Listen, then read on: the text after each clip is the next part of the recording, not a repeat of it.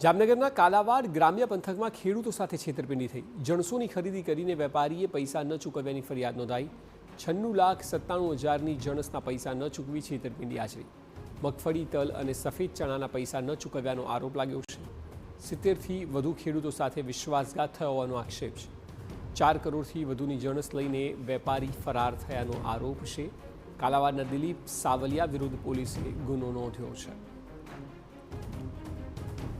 કાલાવાડના એક વેપારી દિલીપ નારદભાઈ સાવલિયા એ ખેડૂતોના માલની લેતી દેતી કરીને છેલ્લે 3 થી 4 કરોડનું ચૂકવણું કર્યા વગર છેલ્લા 20 દિવસથી આ કાલાવાડ છોડીને ભાગી ગયા।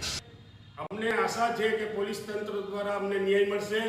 એ વેપારી કાલાવાડ તાલુકાના કાલાવાડમાં જ રહે છે અને દિલીપભાઈ નારદભાઈ સાવલિયા એક ખેડૂતોને વધારેમાં વધારે મગફળી લઈ અને છેતરપિંડી કરી છે, જેથી કરીને સરકાર તાત્કાલિક અમને આના પગલાં લે।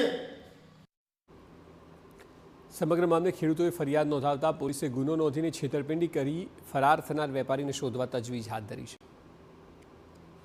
એમનો એવો આરોપ છે કે જે આ કામેના આરોપી છે તેમણે ફરિયાદી તથા સહાયક ખેડૂતોના ખેત પેદાશનો માલ ખરીદી કરીને તે માલને પોતાના વિશ્વાસમાં પૈસા આપવા માટે કહીને માલ લઈ લીધો હોય, પરંતુ પૈસાનું પેમેન્ટ કરેલ ના હોય ની ફરિયાદી તેમજ અન્ય ખેડૂતોની સાથે છેતરપિંડી, વિશ્વાસઘાત તથા ઠગાઈ કરેલની ફરિયાદ નોંધાયેલ હોય અને આરોપી હાલ ફરાર હોય તેને શોધવા માટે અત્રે તજવીજ આરંભ કરેલ છે।